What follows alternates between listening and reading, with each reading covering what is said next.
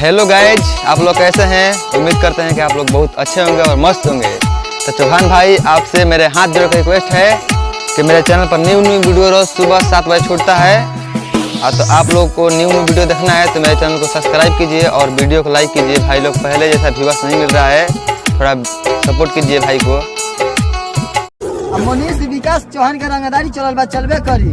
अरे भाई, मनीष विकास चौहान के रंगदारी चलल बा, चलबे करी। जदि हमनी के माटर में सरवा कौनो आई ओकरा घर में रोज गोली चलबे करी।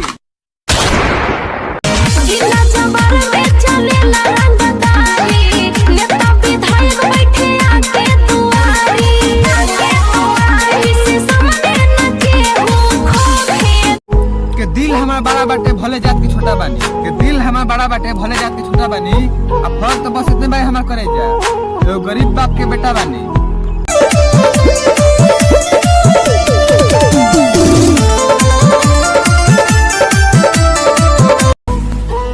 करेजा हमार खुश बाड़ी दूसरा के साथ में, कि करेजा हमार खुश बाड़ी दूसरा के साथ में।